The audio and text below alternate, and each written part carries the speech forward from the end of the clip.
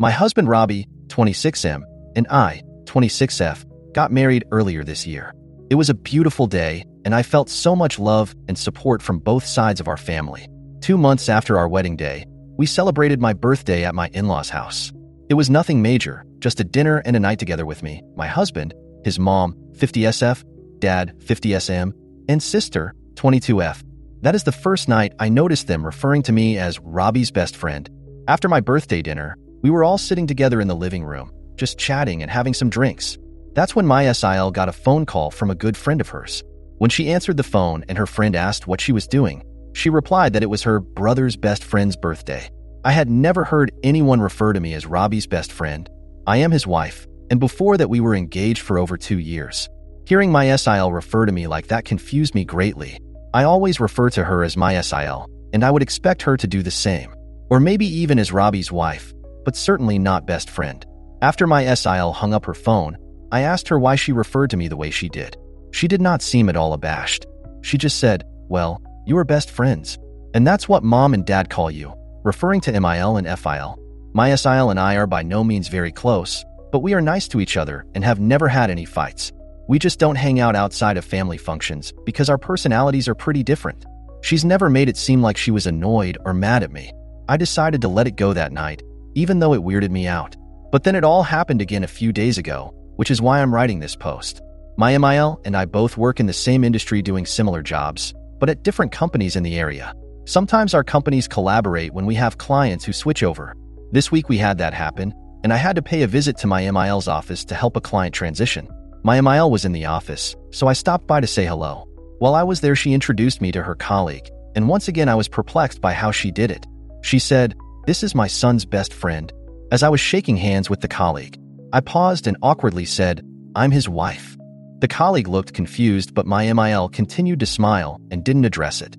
Once we were alone, I asked my MIL why she referred to me like that. Just like my SIL, she didn't seem to act like it was weird at all, and said the same thing, "Well, you are best friends?" The only thing that I can think to explain this is that in my vows to Robbie I promised to continue being his best friend. Nobody acted like this was odd or special, and I feel like it's a pretty common thing to put in vows. So I'm not sure why Robbie's family seems to have clung to it, unless it has nothing to do with everything. I've spoken to Robbie about this too, and he is also perplexed by it. He asked his parents privately about it, and they gave him the same answer they've been giving me. It all just feels like some sort of bullying behavior to me, but I've never felt a sense of this from them before. Are they calling me his best friend because they don't like the fact I'm his wife? Or is it some inside joke they've been in on without me? I'm not sure what to do or make of it, especially because the in-laws are acting like it's not an issue when I bring it up. Yes, I am Robbie's best friend, but I'm also his life partner, and their DL/SIL. I don't know what to do. Any input or advice would be welcome. TLDR. My in-laws keep referring to me as my husband's best friend, but I am his wife and their daughter-in-law. They don't seem to think it's weird at all. Note, the rule filter is forcing me to delete some sentences. If anything is unclear, I'll try to clear it up in the comments. Top comments. Commenter 1. How about just being straightforward? Yes, Robbie and I are best friends, but now that we are married, I would prefer that you refer to me as his wife as I treasure our relationship. Thank you. Commenter 2. This seems passive-aggressive. Have your husband shut this down. Commenter 3. This is one of those situations where your husband has to forcibly tell your mother. This not only bothers my wife, it bothers me. We may be best friends, but you are going out of your way to not introduce her as my wife. And not only that, my sister is doing the same thing. I don't know why the two of you are doing it, but it stops now. I also want an explanation from the both of you, and until I get the truth, I'll be going low contact with the family. This ends now. Opie is my wife. She will be treated with respect by this family, or there will be consequences. Update 1. TLDR. My in-laws keep referring to me as my husband's best friend, but I am his wife and their daughter-in-law. They don't seem to think it's weird at all. Thanks to everyone who offered helpful advice, and to those who have been kind in sharing their own experiences. I'm sorry to hear that this is not exactly a unique experience. Unfortunately for my relationship with Robbie's family, shit has hit the fan. Yesterday afternoon, Robbie and I were invited over to his parents' house for dinner. I have a big project due this week at work, so I needed to stay home and wrap it up. I told Robbie to go catch up with his family while I order a pizza. Apparently, this is when Robbie decided he was going to set things straight and figure out why his mom and sister keep referring to me as his best friend. Please keep in mind that I'm telling this story based on the details that my husband has given me. Robbie had a normal dinner with his folks, but they were all drinking a bit more than usual. Robbie decided to bring over some scotch that one of his groomsmen gave him for a wedding gift, so him and his dad were especially loose. Robbie and his dad tend to have guy time together after dinners where they hang out in his dad's garage and talk about car stuff and projects at home/work. This is where Robbie confronted his dad about the whole situation. From what I can tell, it took some coaxing to get this information out of FIL, but eventually he admitted to Robbie that my MIL and SIL and him were all in on some sort of bet as to how long mine and Robbie's marriage was going to last. FIL bet that we would stay together, whereas MIL bet less than 1 year, and SIL bet less than 6 months. Apparently there was a cash prize involved. I don't really want to know how much it was. FIL admitted that he believes the whole best friend moniker was a way to get under my skin and cause doubts about my relationship with Robbie and his family. They think that if they acted like it was a non-issue for long enough, that it would drive me crazy and start making me angry at Robbie for not intervening. Robbie then says he stormed into the house to confront his mom about this all. It ended in a screaming match between Robbie, MIL, and FIL. Robbie eventually stormed out and walked to a nearby gas station, and from there he called me for a ride since he couldn't drive. This morning, when I drove Robbie back to get his car, we had a horribly awkward confrontation with his parents. MIL is apparently pissed at FIL for betraying the secret, and they were fighting about it all night. FIL will be staying with us in our extra bedroom for a couple days, or until they can calm down and talk to each other again. Robbie is now set on going no contact with his mom and sister. He is angry with his father, but is more willing to forgive him. Personally, I would prefer if we saw a family therapist before doing this, but we are still ironing out the details. Hopefully, we can get through this with both marriages intact. Top comments. Commenter 1. Good on him, and WTF is wrong with the women in his family. I tell newlyweds all the time, take things their friends, family, and coworkers say with a grain of salt because you don't know what agenda they are really working, and it's often not really for your best interests. Commenter 2. Wow. Listen, if your husband is set on going in C with his mom and sister, respect his decision. You seem like you're trying to play peacemaker, but they have horribly disrespected you and your marriage. What they did was all kinds of fudged up. Even FIL is an AH for his part in it, even if he was the only one on your side, sort of. Family therapy only works and helps if all parties involved are willing to try, but it frankly sounds like the women hate you, want you gone, and will never give you or your marriage a chance. Commenter 3. While the way they're treating you is abhorrent and not something I would do to a stranger or even someone I dislike, it's a whole nother level of messed up to try to sabotage their son's/brother's marriage on purpose. What kind of monster actively tries to wreck their family member's life to win a bet? Gross update 2. So, a lot has happened. I'm still reeling, and honestly, I can't tell if I'm in a nightmare or a sitcom gone wrong. After Robbie's dad, let's call him Ted, stayed with us for a few days, things quickly turned into a bizarre, unspoken standoff. Ted barely spoke a word beyond, "pass the coffee," and Robbie's tension was palpable. I could tell he was ready to sever ties with his mom and sister, but this situation with his dad was messy. Here's the kicker. Ted isn't staying in the guest room anymore. No, he's been crashing on our couch. Why? Because apparently, while MIL and SIL were out at a spa day that ended in some kind of mother-daughter bonding meltdown, their words, Ted packed up all his things and moved out. He says he's done with his wife until she gets her priorities straight. I'm trying not to laugh at the irony of a man who was in on a bet about my marriage now walking out on his own, but, well, here we are. To make things even weirder, MIL has decided to double down instead of apologize.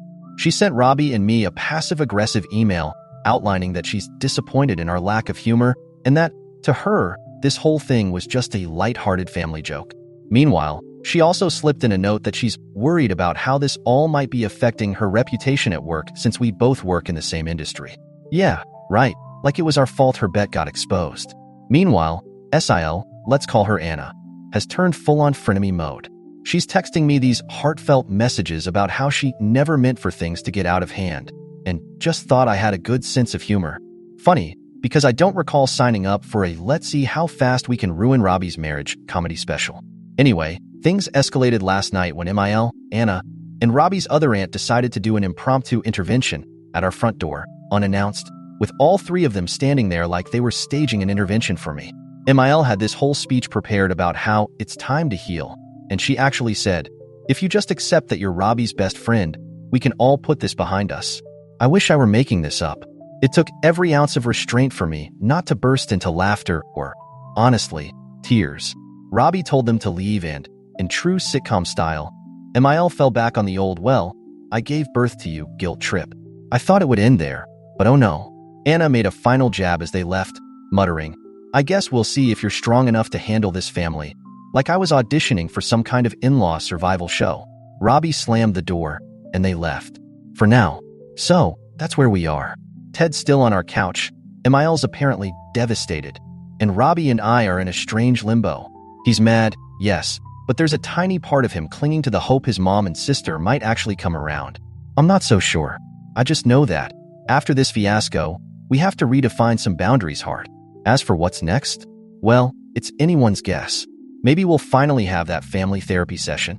Or maybe we'll just book a long vacation and pretend this was all some bizarre fever dream. TLDR. In-laws showed up for an intervention to convince me to just be Robbie's best friend.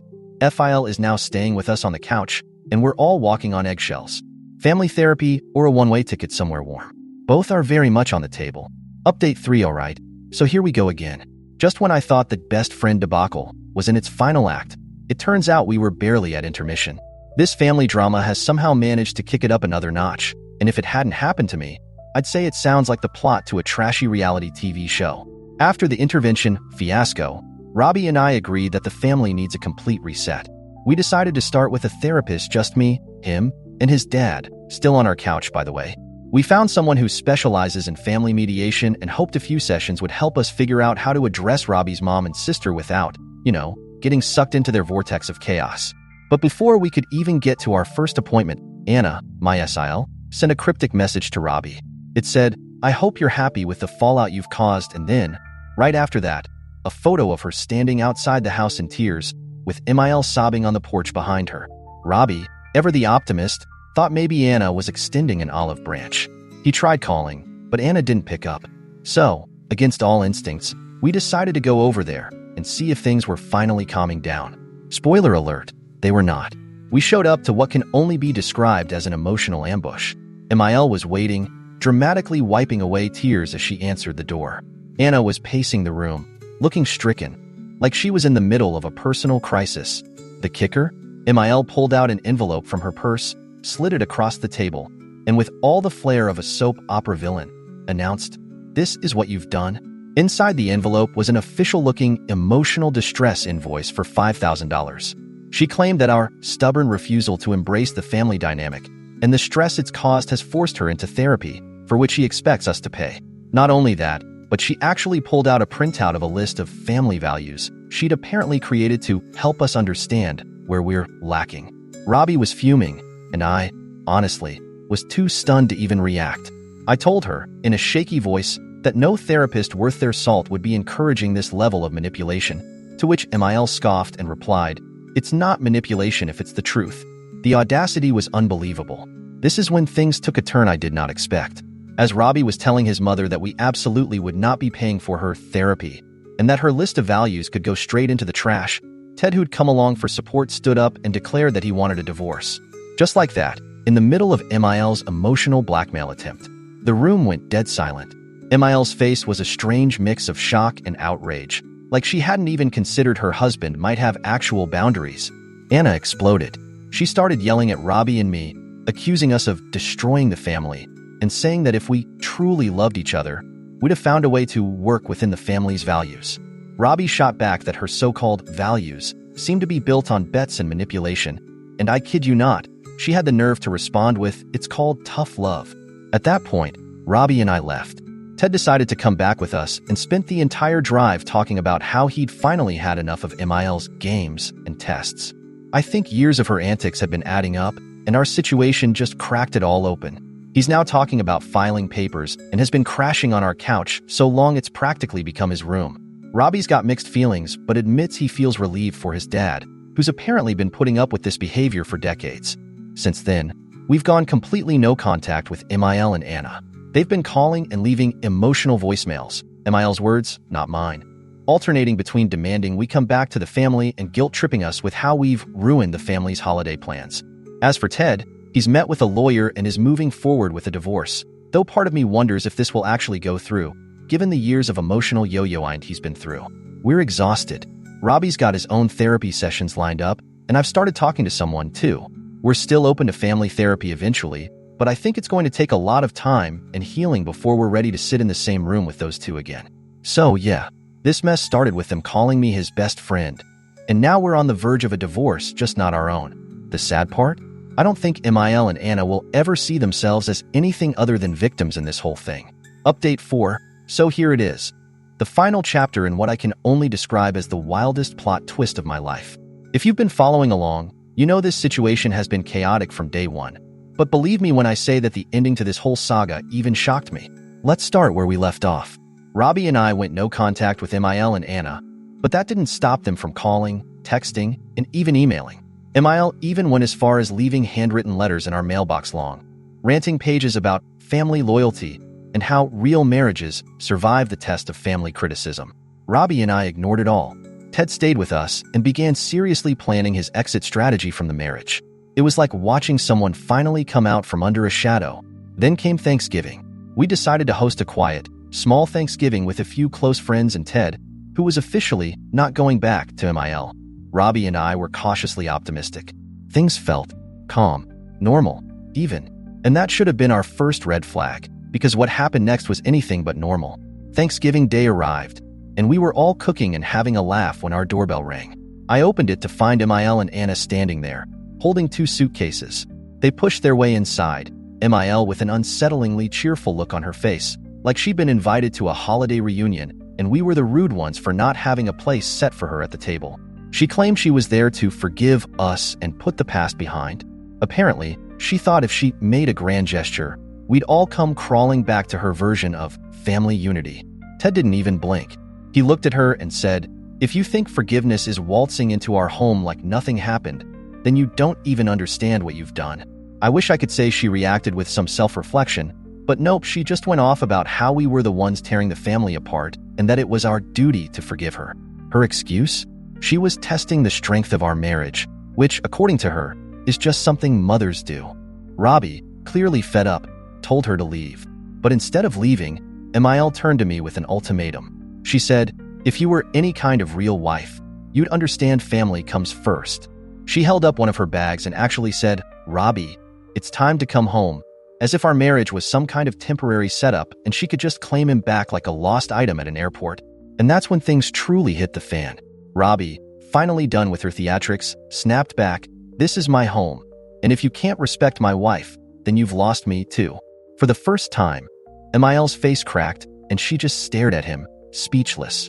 Anna, who'd been hovering by the door, tried to make her own play, sneering at me and saying, "See, you're breaking him apart from his family." I laughed, was involuntary at that point, a ridiculous burst of disbelief, and said, "Your family fell apart the moment you started treating my marriage like a game." At that, Emil finally stormed out, practically dragging Anna with her. But before leaving, she dropped one last bombshell. She spun around at the door, her face cold, and said, "Fine, Robbie, but don't come crawling back when she leaves you like everyone else does." With that, she slammed the door behind her. Silence filled the room. In the aftermath, something just shifted. We felt lighter.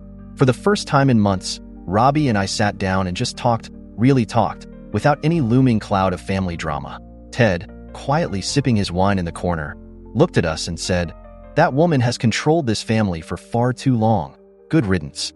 The fallout was swift.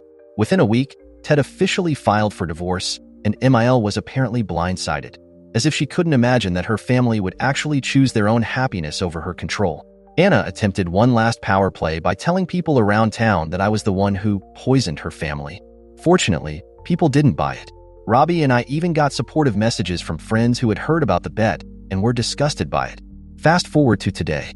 Ted's doing better than I've ever seen him. He's found his own place and is starting to rebuild his life. Robbie and I have cut Emil and Anna out completely, and it feels like a massive weight has been lifted. For once, we're focusing on our lives, our goals, and the family we actually want to build together. The drama might not be over on their end, but for us, the book is closed. So yeah, maybe Emil thought she could break us with her so-called test, but all she really did was make our relationship stronger. And now, we're finally free. TLDR, Emil and Anna tried one last ambush at Thanksgiving with an ultimatum and a bag packed for Robbie. He stood his ground, and they left. Ted filed for divorce. We're officially no contact, and for the first time, we're at peace.